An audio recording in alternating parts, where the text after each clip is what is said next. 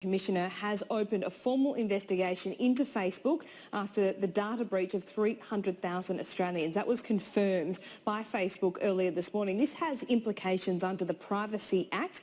And joining me now for more details on this is our Sky News reporter Carolyn Marcus.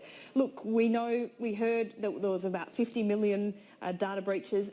Facebook has now really come clean and said worldwide it's closer to 100 million, and for Australians it means 300,000 of us that use Facebook. Well, we've had our data breached as well. Well, to be exact, 311,129 is the number that Facebook says have been affected in Australia. These are people who may have used an app or a friend had used an app and their information was taken by this company, Cambridge Analytica, which was connected to Donald Trump's election campaign. Now, that total number of users they say that might have been affected is up to 87 million, which is far higher than that earlier estimate of 50 million. The majority of those are from the US. There's about 71 million users there who might be affected. Australia represents a much smaller proportion, around 0.4%. But starting on Monday, Facebook will be notifying users who may have been caught up in this. They will get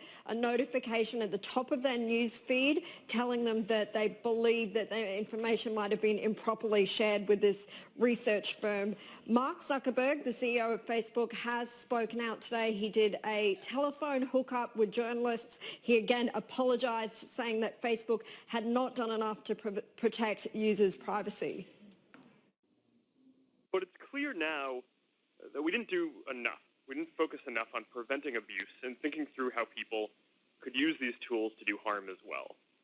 And that goes for fake news, foreign interference in elections, hate speech, in addition to developers and data privacy.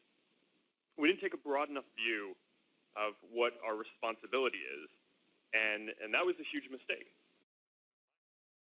Mr. Zuckerberg's comments come as it's been revealed that Facebook scans the messages that people send on apps like Facebook Messenger. It keeps information about the links and the photographs that people use. Mr. Zuckerberg also admitted today again that he had been flippant about the spread of fake news on his platform. It's not enough to just connect people. We have to make sure that those connections are positive and that they're bringing people closer together. It's not enough to just give people a voice.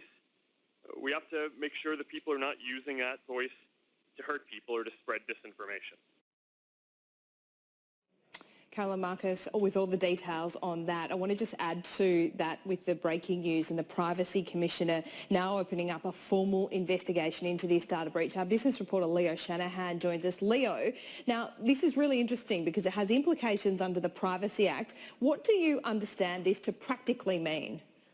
Well, I've just gotten confirmation, Laura, from the Privacy Commissioner, Angeline Falk, that they have launched an official investigation into Facebook, both the Information Commissioner and the Privacy Commissioner, over this breach. Now, they have said, today I have opened a formal investigation into Facebook following confirmation from Facebook that the information of over 300,000 Australian users may have been acquired and used without authorisation.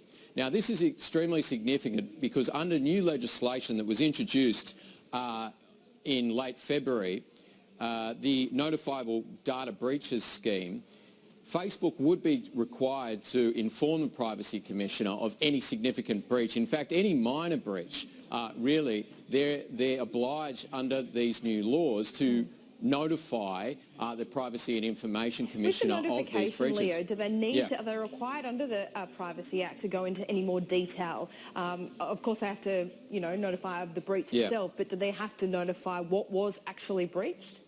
They do, actually, and the extent of the breach, those who have been affected, the numbers, when it happened, and how it happened. Basically, the information that they have on hand, they have to provide to the Privacy Commissioner, or they are in breach of that law. Now, the fines run up to $2.1 million, and I think for a company like Facebook, obviously, it probably wouldn't be the monetary or the fine that would hurt them. It's the reputational damage and the strike. I suppose the first of Australian companies, or those operating in Australia, to be hit by the